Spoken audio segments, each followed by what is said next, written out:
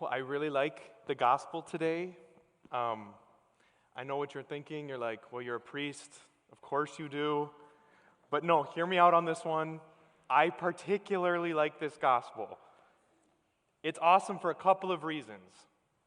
One, this gospel shows us who God is and what He's about. In the Old Testament, it talks about God is spirit, meaning we don't see God. He's invisible.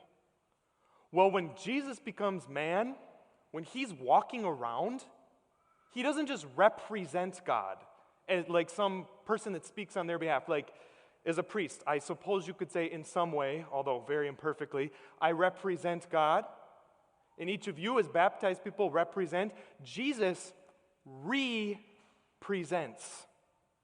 He actually is making present God. And so when we see Him do things like this, it gives us kind of a window into the invisible of what He's about. Okay, so that's one thing that I love. And what is He about? Who is He and what is He about? Healing. He's into that. Isn't that great? And number two, I actually really resonate with this man that we hear about today. He can't hear. He probably hasn't been able to hear his whole life. And because he's never been able to hear, he can't speak. And so, obviously, the first thing that comes to mind is there's a physical ailment there. There's something physically that isn't right or whole about him. And that's true.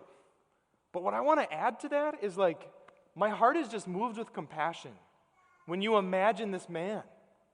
Like, imagine trying to communicate with people. Like, imagine trying to make your feelings known and understood. Imagine trying to be seen, to be heard, and then to hear what people are saying to you. I don't know about you, but if I was in that situation, my heart just goes out to him. It would feel like lonely. There's likely some emotional hurts there, just to name it. And then finally, spiritually, I mean, think about this guy. I feel for him again. It's like he's probably thinking, no one can hear me. Can God even hear me? Can I even hear God? Where is He? So anyways, I'm not going to trip, I promise. But anyways, there's this beautiful way where there's the physical, the mental, emotional, and the spiritual. All of these difficulties.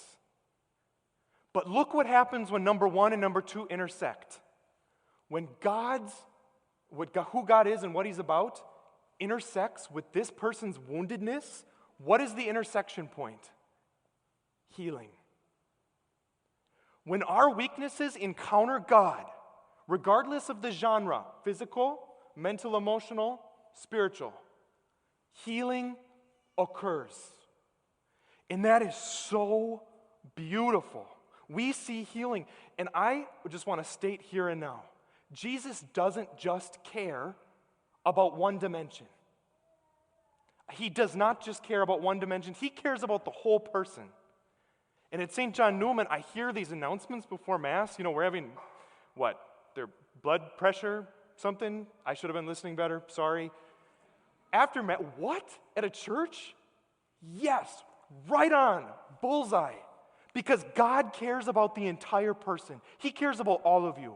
Your physical, your mental, emotional, and your spiritual health. You are one person, and He loves all of you.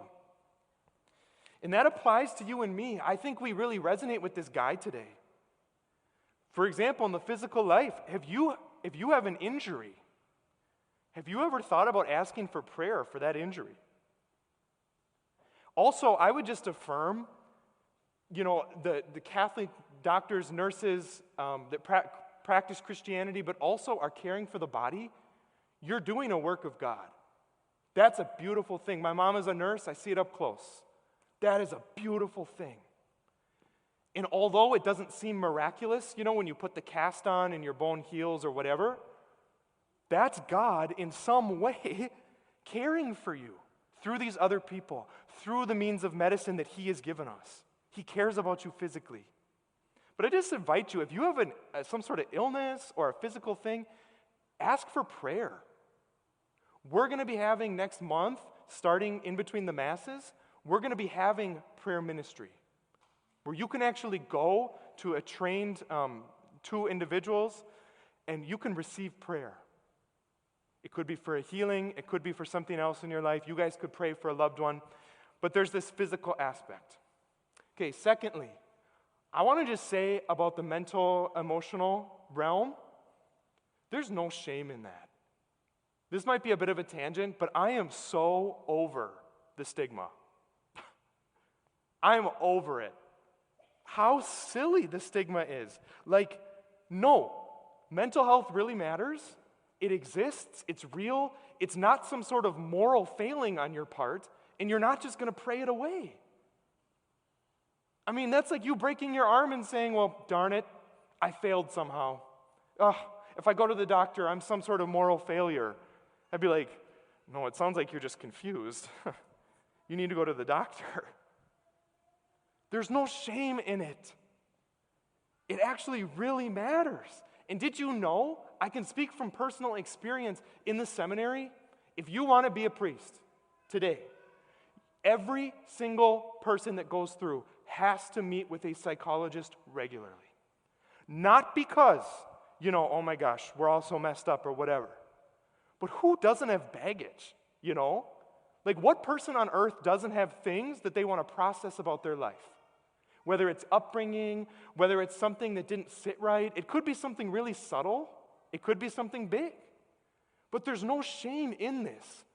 And so if you're wanting to talk to someone, happy to give you Catholic psychologist recommendations. It's so great to be able to talk to someone. And it could be a small group too. It doesn't necessarily have to be in the realm of psychology. But God cares about that. And finally, he cares about the spiritual life, obviously. The way that you view God, the way that you worship, are you headed for the final destination of heaven? Of course, God is into that, to say it straight. But life is a process of healing, my brothers and sisters. We are all healing. Every single person in this church, in some way, is healing. It's a lifelong process. And we have these wounds, and Jesus cares about all three. What I want to close with here is just this image of healing that I find very beautiful.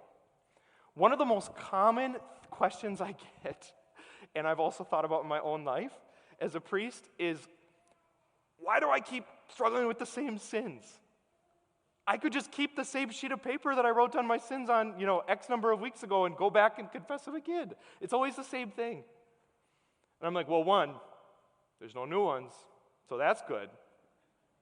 But what I would say to you is this, and this has been so fruitful. Think of it like a tree. When you go to confession, what you're saying is, the tree, I've got some rotten apples and rotten bananas. You pick your genre of fruit, okay? Same stuff, different genre. But the question needs to be asked, what's going on the trunk of the tree, and what's going on in the roots that's causing the rotten fruit? Now, don't get me wrong. This isn't me saying, you don't need to go to confession. We all need to go to confession. The fruit's got to get snipped. That's a homily for a different time talking about confession. But underneath that, what is the trunk in this analogy? They are lies that you and I believe about ourselves, about God, and about the world. Those lies are causing us to sin. And then even further, what's causing us to believe lies? Down at the root is a place of woundedness. Each one of us has a place of woundedness in our life. And again, no shame there. We're all friends here. We're all in good company, but down at the root, there's some experience. It doesn't even have to be big. You might not even be aware of what it is. Maybe your mind immediately went there. But I know I've got things too, and that causes me. So here's the example I want to give. I have permission to share this story. A good friend of mine from seminary, he was a Division I soccer player, and so he was actually being recruited to go pro, and then he had like this back injury or whatever, and through it all, he ended up going to seminary. I always tell him, I'm like, you're too cool for us. You're too cool to be here. But he was praying, and he was having this frustration. He's like, I keep struggling with the same sins. I am constantly comparing myself to other people. I am constantly putting other people down. I am prideful, and sins of weakness, eating, drinking, lusting, whatever. I keep struggling with these same sins. Why? And through kind of a process of prayer, talking, healing, he realizes the lie that he was believing was, nothing I do will ever be good enough. That was the lie underneath all these things. And even further, what God revealed to him was this. Where did that come from? He said it came to him one day in prayer and he just started to cry. He was probably 7 or 8 in this time period, and he's obviously the best soccer player on the team. So the team would win, 4-1. He would score 3 of the 4 goals. Just a stud, And his dad, this wasn't an intentional thing at all. But he'd get into the car, he'd be like, nice job, son. He'd be like, hey, you probably could have gotten a 5th goal. You probably could have gotten a 5th. And see, the dad didn't even mean it that way. But what the 7-year-old interpreted there was, nothing I do, even if I score 3 goals, will ever be good enough. He internalized it. That was a wounding experience for him. He doesn't have to hate his dad for that. His dad didn't even know what was happening. But what happened then is the lie started to form, and now all of a sudden, why is he struggling with these things? Well, you know what? Nothing I do is good enough. At least I can be better than that guy. I'll compare myself. Or at least I can put that guy down. I can be above him. Or sometimes the pain of not being good enough is so much that I just have to numb it somehow, so I'm going to drink or eat or whatever. You see what I'm saying? This tree analogy is what we're living. This is our lived experience as well. But the beautiful thing, and I'm sure that, somehow in your own life you have your own experience, I have mine, there's no shame. Jesus cares. And what happens when our woundedness encounters God's love? Healing. That is what he is about. Well, what happens if he doesn't heal me? Well, guess what? He promises, when we're in the end, you're all healed. It's a matter of when. But he wants you to seek that. So I just ask you, my brothers and sisters, don't shy away from that. You don't need to go digging for woundedness. Please don't go on a treasure hunt. But what I will say, bring yourself before God, before others, whether it's physical, spiritual, emotional. Let him love you back to health, whether it be through a doctor, a small group, a psychologist, or in prayer. We need God's healing, and it's a beautiful thing that he offers us. So that's my prayer for you this week.